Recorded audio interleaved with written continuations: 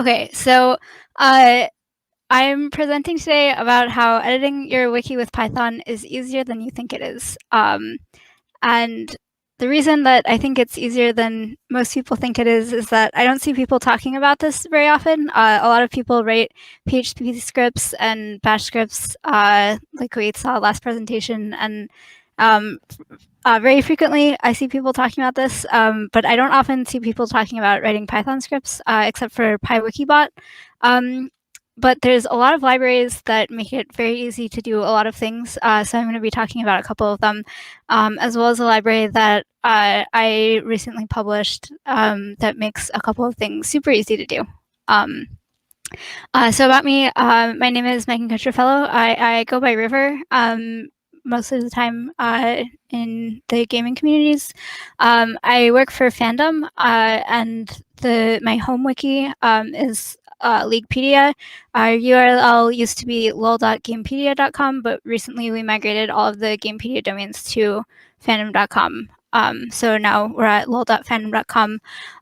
Most of the time, I do a lot of stuff, a lot of coding on Wiki with Cargo and Lua, but I also write a lot of Python code. And I maintain a blog at river.me, and I post stuff about MediaWiki, like Lua, Cargo development, Python stuff, and I post at least every other Tuesday, so you can check that out if you find what I talk about interesting and want to read stories about development and stuff. So what do I use Python for? Well, the quick answer is literally everything. So a lot of Crontal stuff will be Python scripts. I have some stuff that fixes common editor mistakes. So if editors typically make certain mistakes, all of my wikis are public. So we get random editors will just make lots of incorrect edits all the time. And so if I can identify regular expressions to fix them, then I have crontab scripts to fix these, such as date formatting and stuff.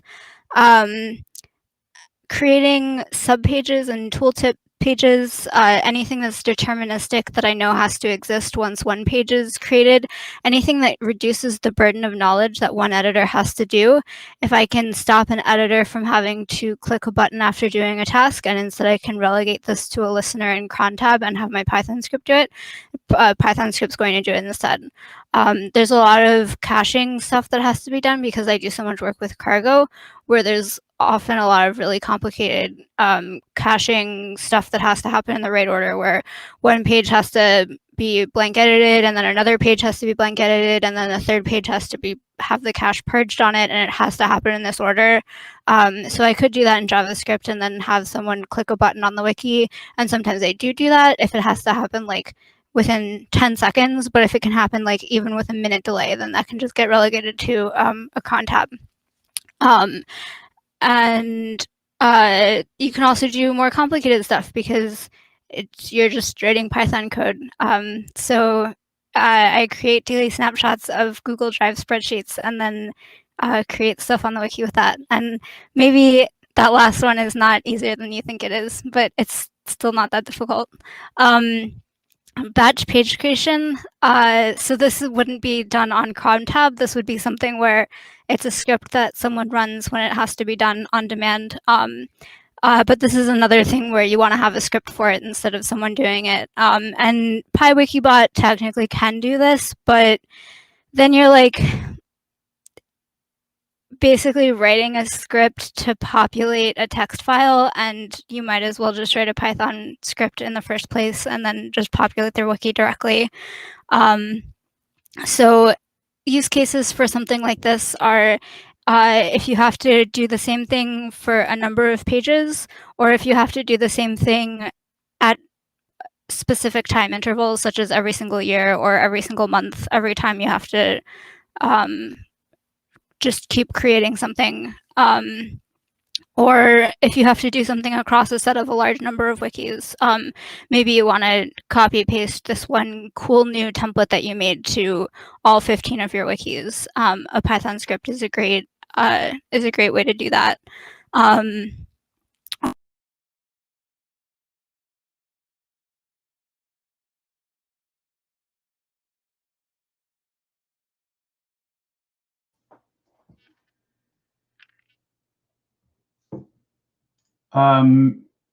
Could just be me, Megan, but I think it may have glitched out. Anybody else?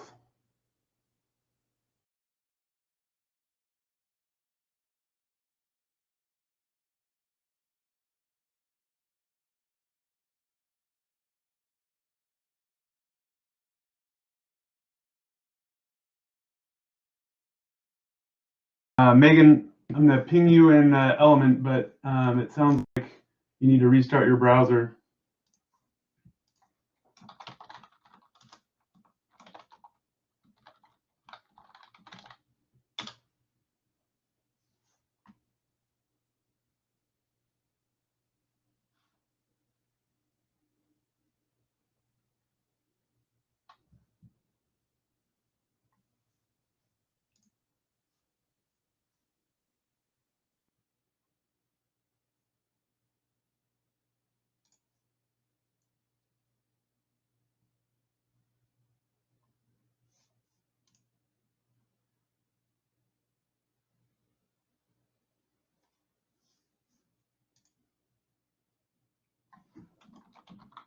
Yeah, waiting for, oh, here she is. All right, Megan, I think you're back. Okay, hello? Yep. All right. What was the last thing you heard me say? Shoot, I'm sorry. Hold on a second. It was on the batch upload page, and sorry, if you wanted to start like from basically a minute ago. Okay. So I'll just start at the beginning of this slide again. Yeah, I think that works. Okay. Yeah, so anytime that you want to create a new page, sorry, I'm just going to start from the beginning of the slide. I don't know if I was where I cut out or when I was representing, if I was just backstage or broadcasting. So yeah, pretty much anytime you want to do the same thing a bunch of times. And initially you might think like, okay, well maybe the cutoff is like if I have to do something like 2,000 times, I'm going to use a Python script.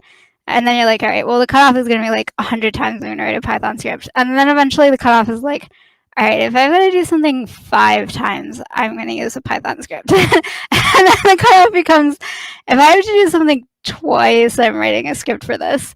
So the more you do this, the less tolerance you have for doing like literally anything by hand, and you start just doing absolutely everything with code.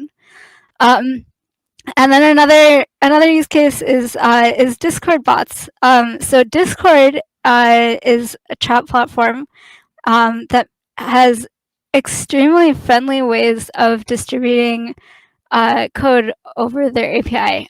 So you can very easily make bot accounts, and there's a great library, discord.py, that you can use to basically deploy your Python code.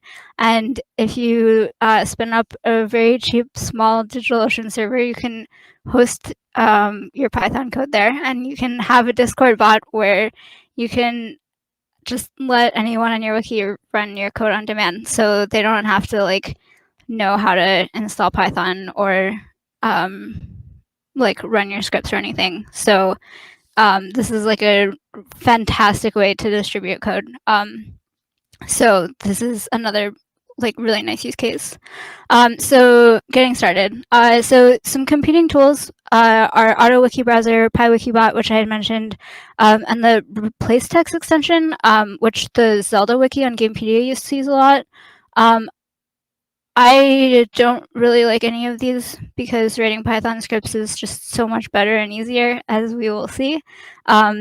auto wiki browser can be nice, just because sometimes it just like takes 2 seconds to set up a GUI and do like a really quick find replace. But what you can do with a regex is very limited because you don't get an actual syntax tree. And the same thing for extension replace text. And PyWikibot, I don't love PyWikibot. It does have a large amount of functionality, but it's I don't love it. I'll just leave it at that. So why Python? It's a high level language. It has very easy syntax. It's portable enough. Some people, I guess this one's kind of debatable. Packaging up Python is not always the most fun thing to do. But these points don't really matter. Why Python? The answer is because Python has so goddamn many libraries. You can do literally anything you want with 0 lines of code because someone has already coded it for you in an extremely user-friendly library that you can just like close your eyes and write 2 keystrokes and then it's already done. So why Python? Because there's already a library that does what you want to do. So what libraries do I use? MW client and MW parser from hell. Yes, it's actually called MW parser from hell. These are the 2 most important libraries, and these 2 libraries are the reason that everything is so incredibly easy to do in Python. They just do literally everything for you.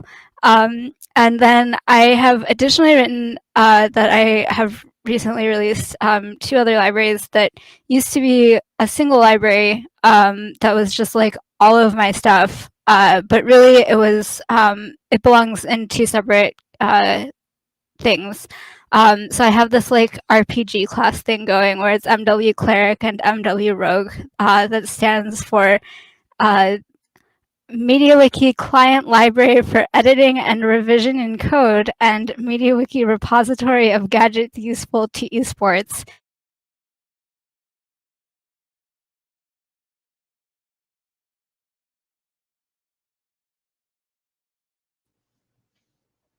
Megan, I think we lost you again. The esports is where you left off. I'm going to ping you in Element again.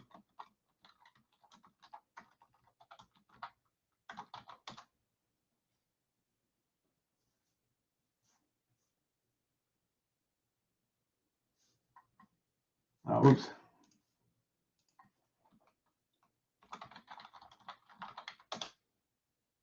Yeah, Megan, can you try to, I guess, restart your browser and jump back on? Sorry, everybody.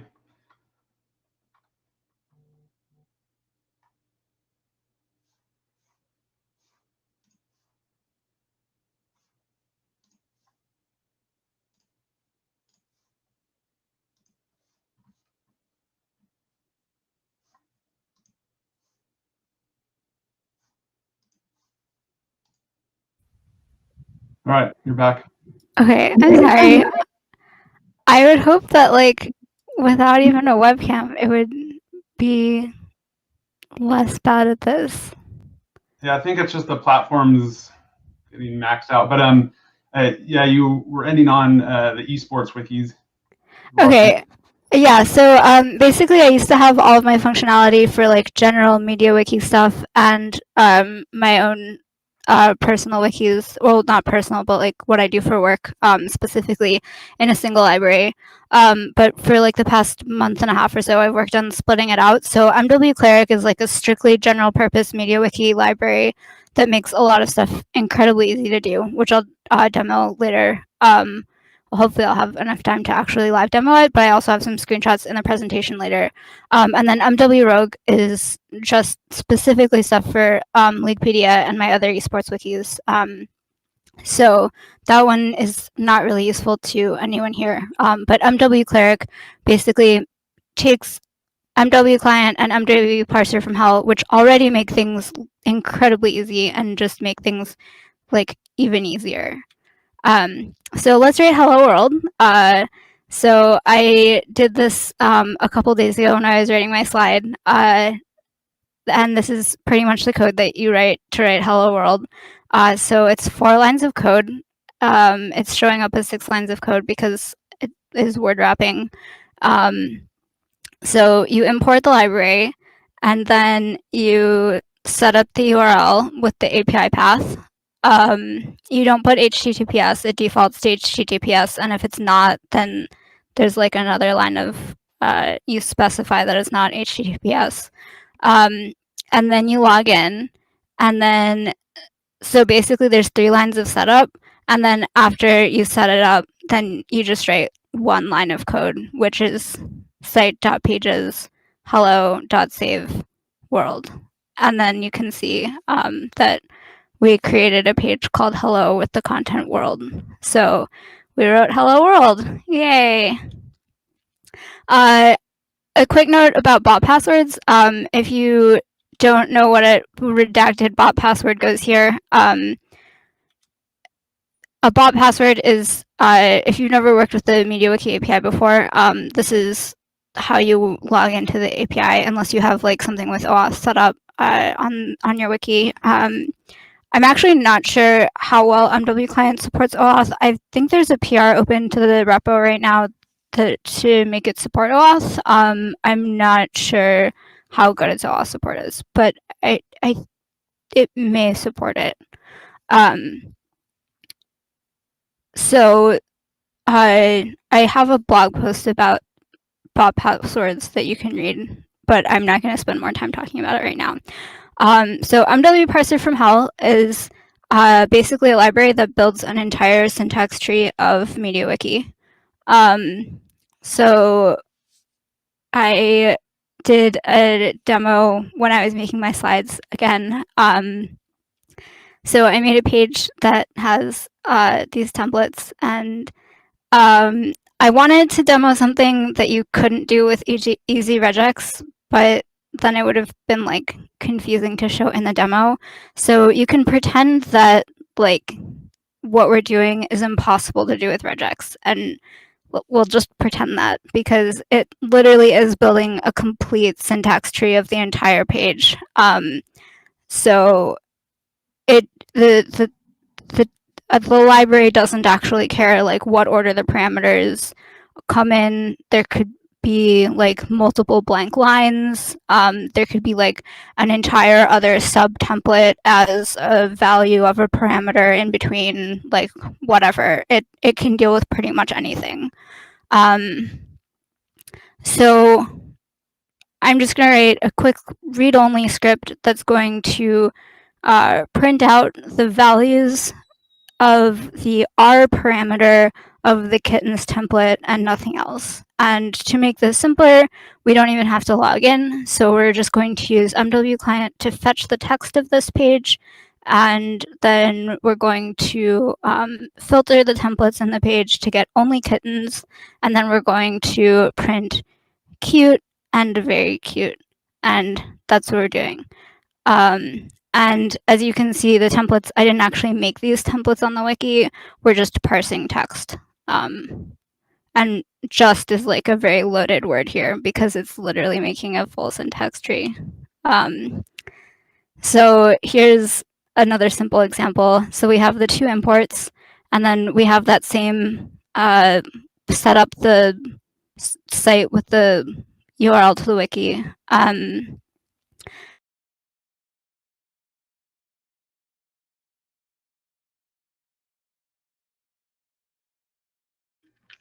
Hey, Megan, same thing again. I think you're going to need to do a quick restart and come back in.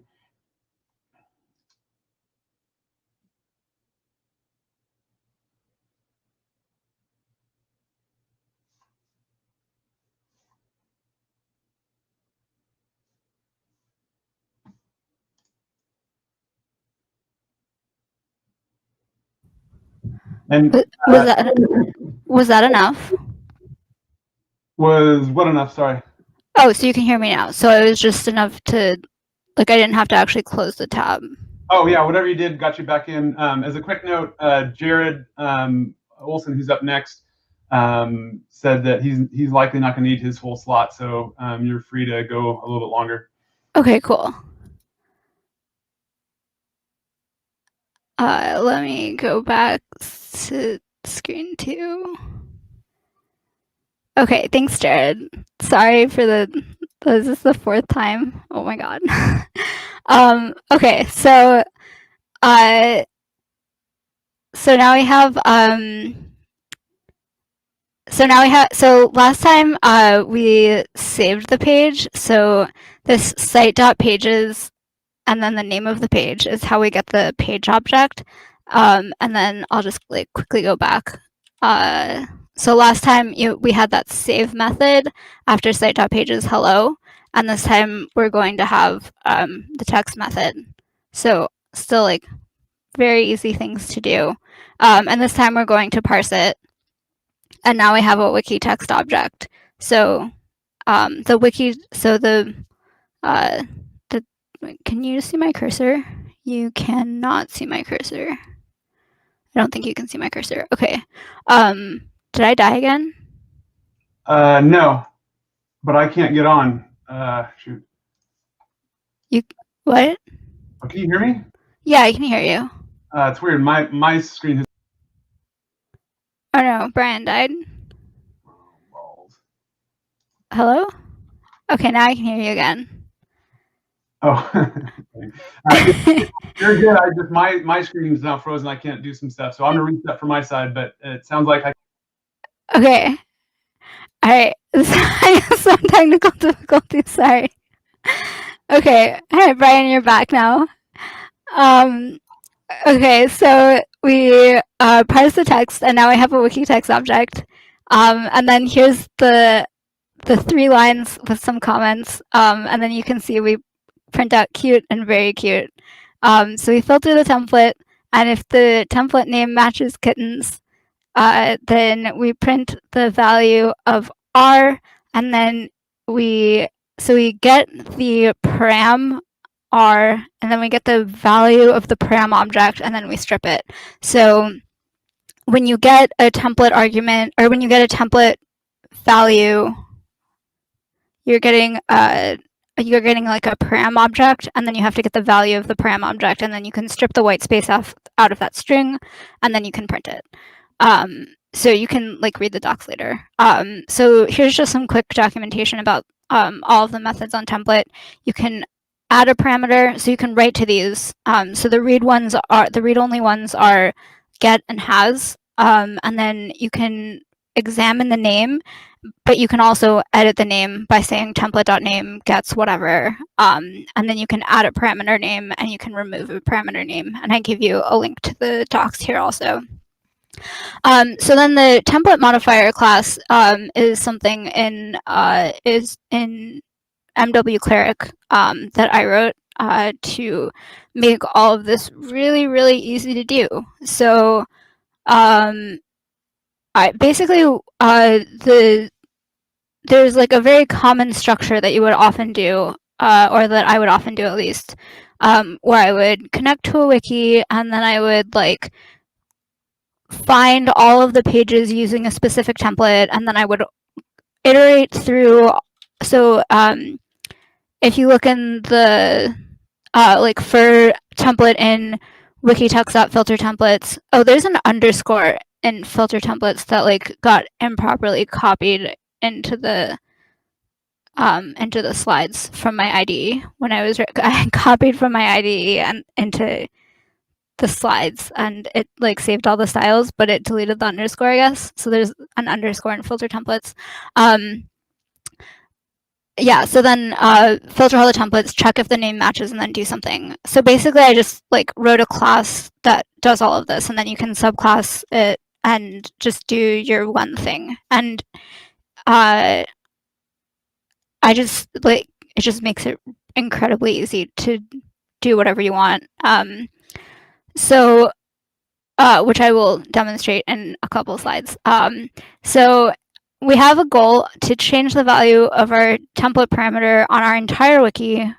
I made a very simple example. We're going to change it from ASD to ASDF. And the name of the template is change me, and the name of the param is param1. And the white space, order of other parameters, none of this mattered. Just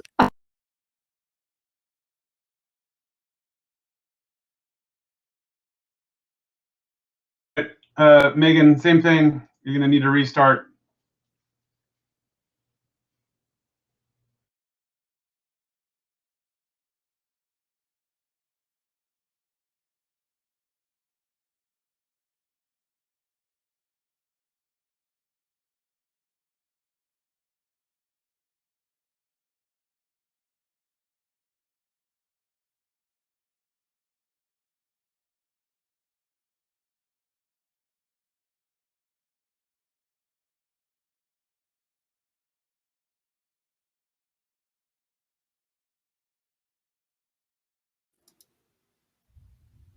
You just set a timer every 4.5 minutes, but I think you're back on. Yeah, okay. I write a Python script for it. Okay.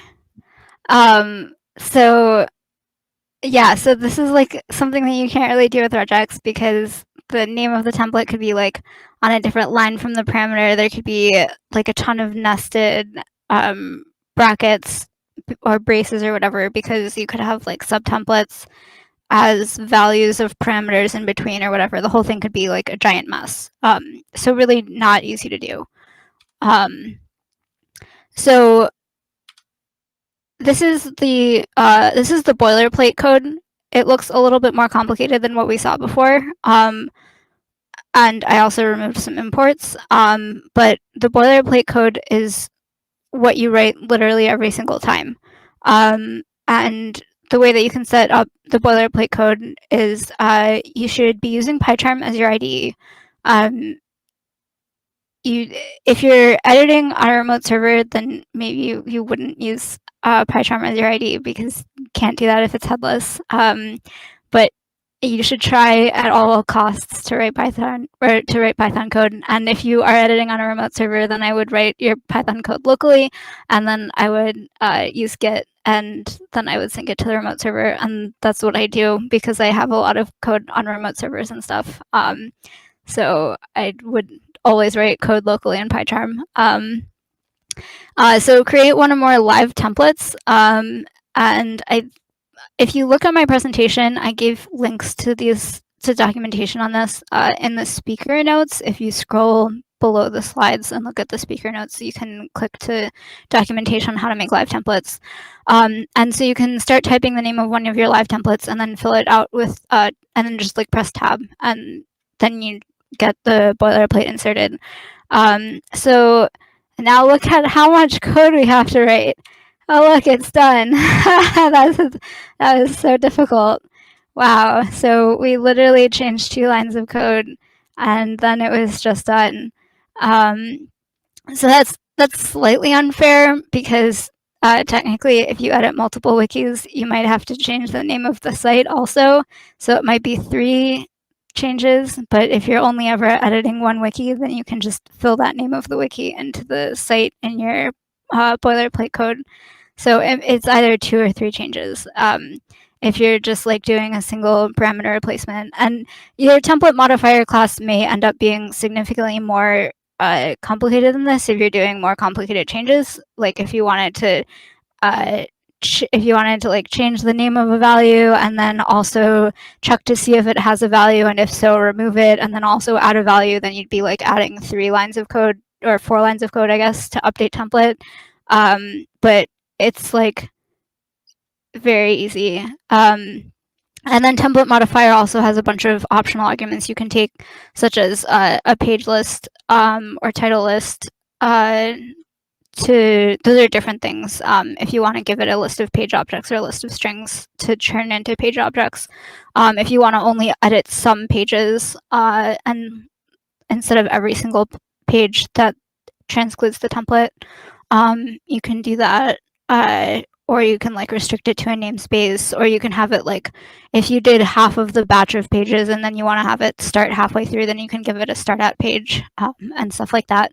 And then when we run that, you can see that it just does the change. So again, pretend that this was like a much more complicated thing that you couldn't just do with a regex easily, but I wanted to like make it very easy to show up in the documentation here. So additional resources, I have some example repositories that you can look at.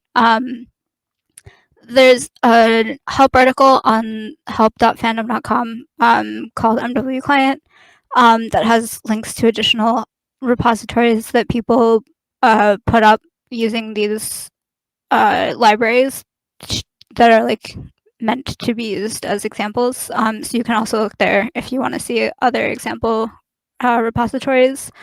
Example wiki scripts still uses, so like I mentioned, I split my old repo into 2 separate packages that separate like general media wiki stuff from like my esports wiki specific stuff. So my old repo was just called river_mw client. So you might see that being imported in example wiki scripts. All of the code still works the same. It's just different imports. So if you look there, that's what you might see. And then links to documentation. I plan to expand the documentation on MWCleric to like a full documentation. Megan, sorry, one more time. You were talking about the documentation for Cleric.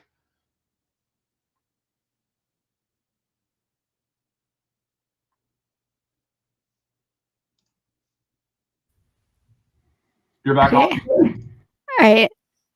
Sorry. Okay.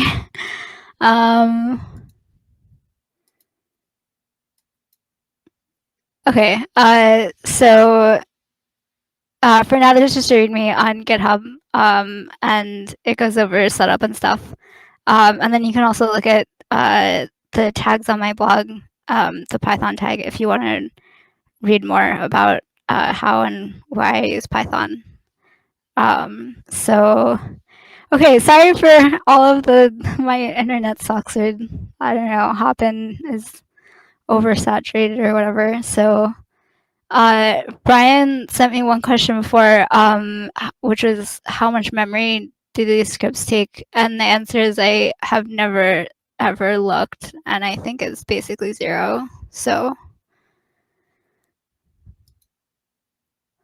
if you're hosting a Discord bot and the bot is in like hundreds of servers, then you might need more than a 5 gigabyte, or you might need more than a $5 a month DigitalOcean server, which is more than 1 gigabyte of RAM. But my Discord bot is only in 1 server, and it is fine on the $5 a month plan.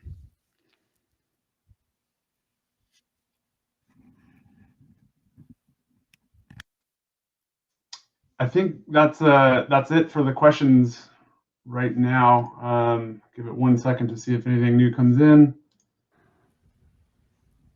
Oh, wow. Okay, so I did miss one. I'll just read it to you. Does PyCharm not have built-in SSH SCP-ing? So it does, but only in the paid version. And I actually tried it, and it like was incredibly slow. It was like, I don't know if I had set it up wrong, but it just like was the most unperformant thing ever. So I wanted to try it again on my new computer, but I have not gotten around to it. And it's easy enough to just sync with Git. So but yeah, so it does, but you need the professional version.